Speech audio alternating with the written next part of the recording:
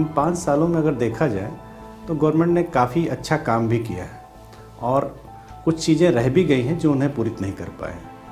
Government ने जैसे infrastructure develop करने के लिए काफ़ी कुछ किया और वन डिस्ट्रिक्ट वन प्रोडक्ट जैसी चीज़ें करके इन्होंने अब रोज़गार के लिए अवसर पैदा करने का प्रयास भी किया। सरकारी नौकरियां भी कुछ दी हैं, अब सभी को सरकारी नौकरी नहीं दी जा सकती, ये समस्या तो बनी रहती है, हमेशा सभी के समक्ष रहता है। तो बीते 5 सालों में देखा जाए तो एक जो विवाद जो सबसे बड़ा जो कहा जाता था मंदिर विवाद, उसका पटाक्षेप हो गया है। और इसके साथ ही एक जो प्रयास था लॉ एंड ऑर्डर को लेकर के पूरे यूपी में, उस पर ये काम अच्छा हुआ है। देखिए, विद्यार्थियों का तो एक उद्देश्य है कि उचित अच्छी शिक्षा मिले और रोजगार उसके मनमाफिक मिले, ये उनका पहला उद्देश्य होता है। अब ये बीते 5 सालों में 2 साल तो कोरोना चला गया, तो स्टूडेंट्स के लिए समस्या हुई है। हाँ, इसमें ये कोविड काल को अगर छोड़ दिया जाए तो थोड़ा सा अभी हमें जो भी गवर्नमेंट आएगी तो एजुकेशन पर बहुत काम करने की ज़रूरत है। अभी जो भी बजट था अलॉटेड, उस बजट में अभी हम पूरा उपयोग नहीं कर पाई इस गवर्नमेंट ने। तो ये समस्या है कि स्टूडेंट के लिए थोड़ा सा आप इसमें इस रोजगार के उद्देश्य को पहले प्राथमिकता दें और एजुकेशन की क्वालिटी को बढ़ाने का प्रयास करें।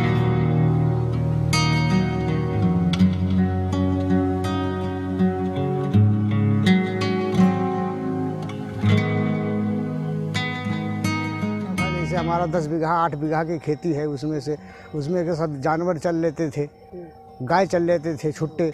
उसके बाद में ये थोड़ा बहुत बचता था, वही अपना क्या कहते खाने भर का होता था। और चाहे उसमें लागत जो लगती थी खाद वगैरह, जुताई सब उसमें मिला के बराबर हो जाता था।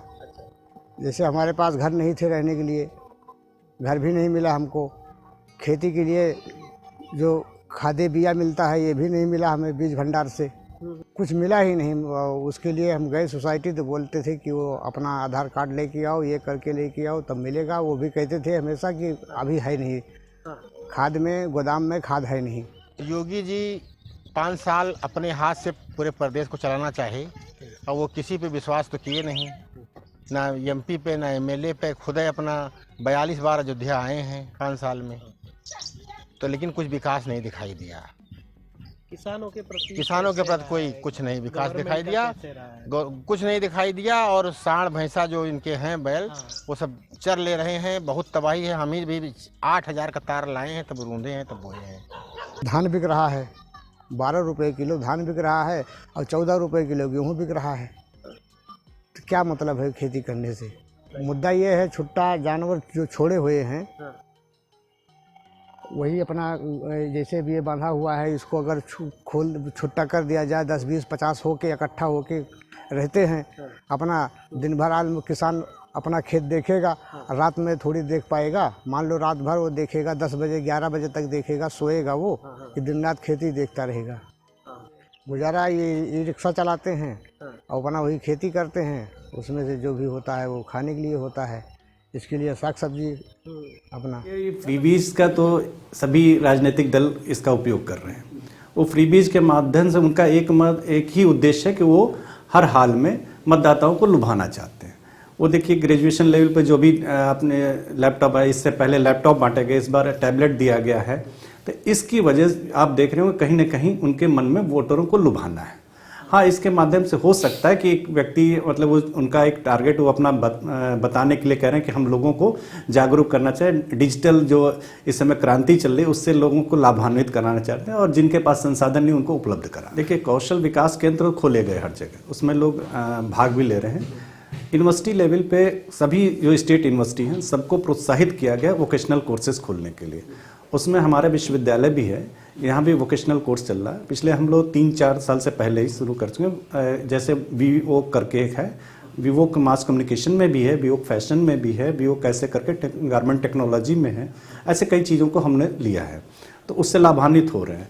और जो नई एजुकेशन पॉलिसी है उससे पहले से ही कोर्सेज शुरू हैं, तो उससे और न्यू एजुकेशन पॉलिसी आने के बाद तो और भी हो गया कि सभी बच्चों को रोजगार उन्मुख बनाया जा रहा है। क्योंकि ग्रामीण परिपेक्ष से जो बच्चे हैं अभी इन कोर्सेज की तरफ वो नहीं आ रहे, वो ट्रेडिशनल कोर्सेज की तरफ ही भाग रहे हैं।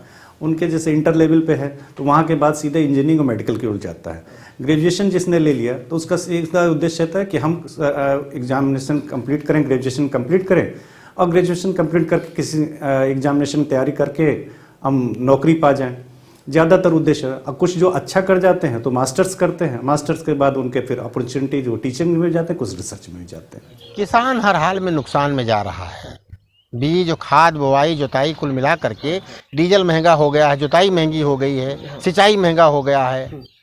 अनाज जो है गवर्नमेंट खुदे दे रही है, किसान का अनाज कोई पूछने वाला नहीं है।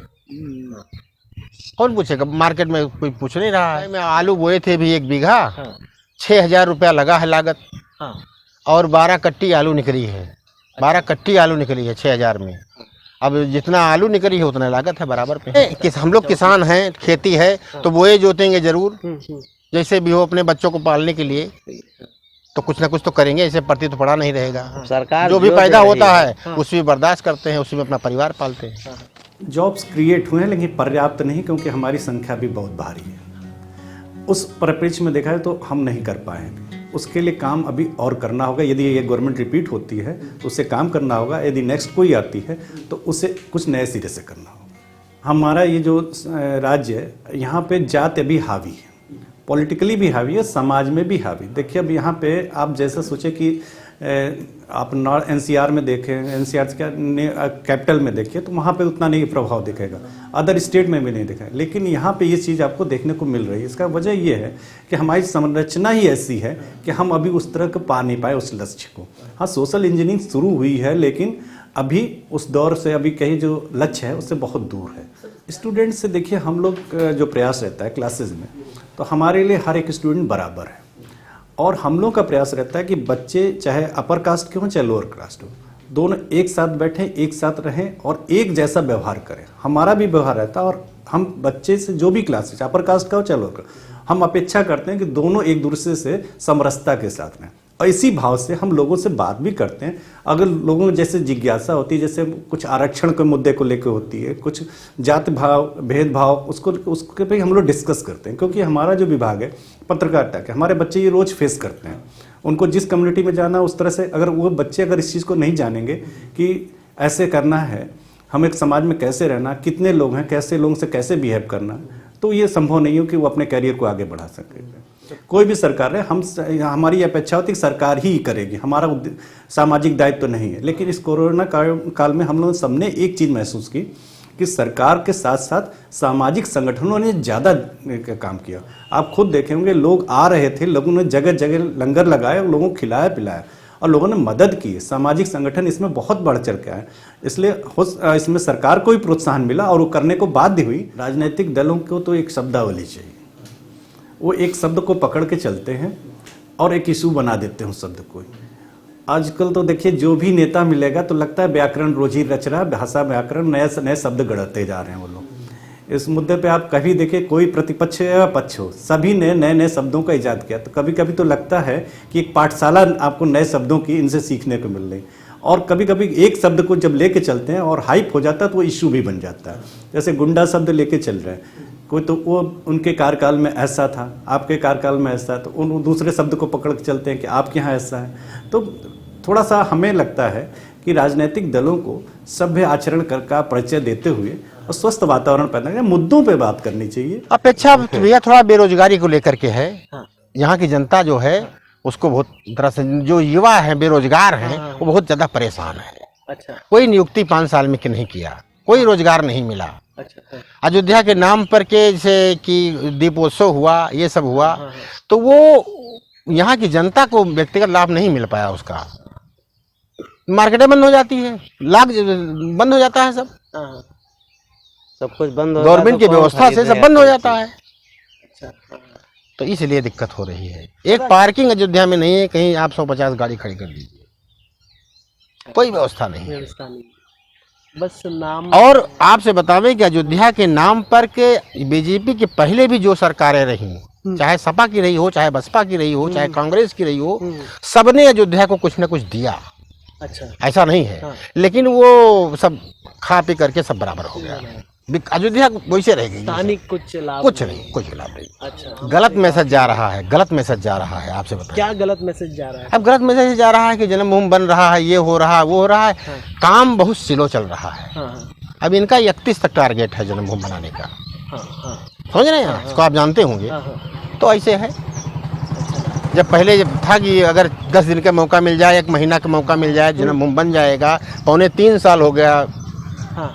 फैसला हुए, हाँ। आज तक सब वैसे है। जब राम भरोसे चल एक्वायर रहा है। करे खोए तो 6 महीना नहीं लगेगा, एक्वायर हो जाएगा। अच्छा। और जन्मभूमि बनना होगा तो 5 साल में बनेगा। अच्छा। ऐसा क्यों? जमीन तो बहुत बड़ी बड़ी सब एक्वायर कर लिए। हाँ हाँ। अभी चुनाव हो रहा है, हाँ। डेट फिक्स हो गया कि 10 तारीख को होगा। हाँ। अगर इसी को रोक दिया जाए 4 महीना, देखिए नेताओं का क्या हो जाएगा। हाँ हाँ। इस यूपी के इलेक्शन में एक जो बड़ा परिवर्तन हुआ है कि जो एक कास्टिज्म के 2 कास्ट को लेकर चलते थे, वो अब उन्होंने अपने को विस्तारित किया। उन्होंने अपना सभी जातियों की तरफ ध्यान दिया। ये सत्ताधारी दल भी उनके तरफ भी है कि झुकाव गया कि उन्होंने भी अब इन जो टिकट बंटवारे को लिया, तो उस बंटवारे को उन्होंने इक्वेशन को अच्छे से समझा और सबने, चाहे पक्ष हो चाहे विपक्ष, इन लोगों ने इस इक्वेशन को समझते हुए सभी दलों के सभी जातियों को समाहित करने का प्रयास किया। और ये अच्छा प्रयास है कि सबको उचित प्रतिनिधित्व भी मिल सकता है, और ये हमें लगता है राजनीति के लिए अच्छा संकेत है कि एक समरसता की ओर हम बढ़ेंगे। रहा है सब इधर उधर कोई प्राइवेट जॉब करता है, 5-5 हज़ार में BSc MSc करके लोग नौकरी कर रहे हैं, 5-5 हज़ार में। हाँ, अभी एक सफाई कर्मी की नौकरी अगर आप निकाल दीजिए, सरकार निकाल दे, तो अच्छे अच्छे पढ़े लिखे बाभन ठाकुर उसमें घुस जाएंगे जा करके। बेरोजगारी इतनी है। कृषि प्रधान देश होने के नाते यहाँ पे किसान एक यूनिट की तरह, एक इकाई के रूप में पूरे भारत में माना जाता है, और किसान के प्रति सबकी संवेदना है, चाहे वो शहर में रहे चाहे गांव में रहे, और हर वर्ग के लोग किसानों को एक सम्मान की दृष्टि से देखते हैं। यदि कोई नीति का विरोध है और करते हैं तो उस पर अगर सरकार है तो सरकार को चाहिए उस पर बुलाकर उनसे वार्ता करें, और वार्ता के बाद दोनों का सोल्यूशन निकाला जा सकता है। लेकिन कई बार होता है कि कुछ सरकारें सोचती हैं कि, या नियंता सोचते हैं कि नहीं हमारी नीति ज़्यादा सही है, और ये समझ नहीं पा रहे हैं ये कुछ वर्ग का है। ये जो दौर चल रहा है, ये ग्लोबलाइजेशन का इम्पैक्ट है का दौर चल रहा है।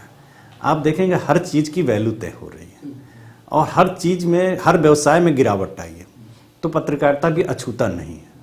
अभी भी कई ऐसे पत्रकार हैं जो वाकई पत्रकारिता कर रहे हैं, और उनकी वजह से ये पत्रकारिता में जो कुछ विषय नहीं उठ रहे हैं, और प्लेटफॉर्म जरूर बदल दिया उन्होंने। जो अच्छे पत्रकार हैं, देखिए अब संस्था से न जुड़ करके उन्होंने यूट्यूब चैनल, अपना वेबसाइट या जो भी उन्होंने चयन किया और मुद्दों को रख रहे हैं। हाँ, व्यवसायी जो संस्थाएं हैं, पत्रकारिता के जब भी चैनल हैं चाहे न्यूज़पेपर हैं, उनमें भी थोड़ा सा गिरावट देखने को मिल रही है अगर न्यूज़ कंटेंट के मामले देखा जाए। लेकिन दौर है, सुधरेंगे। ये जो चुनाव है, जो विधानसभा का उत्तर प्रदेश का, ये बड़ा ही परिवर्तनकारी है उत्तर प्रदेश के भविष्य के लिए। और उत्तर प्रदेश एक बड़ा राज्य है, ये देश के भविष्य को प्रभावित करता है। यहाँ की राजनीति देश की राजनीति को प्रभावित करती है। तो ऐसी राजनीति में किसान, बेरोजगार हों चाहे हमारे छात्र हों, इन सभी को, ऐसे नौकरी पेशा भी लोग हो सकते हैं इसमें, वो भी हैं, उन लोगों को चाहिए कि ऐसे नेताओं या जनप्रतिनिधियों का चयन करें जो उनके भविष्य के साथ साथ देश के भविष्य का भी निर्माण करें। किसी फ्रीबीज के चक्कर में न पड़े। फ्रीबीज होती है तात्कालिक, आपको लाभ पहुंचा सकती है, लेकिन वो एक लॉन्ग टर्म लाभ नहीं, न आपके हित में है न देश के हित में।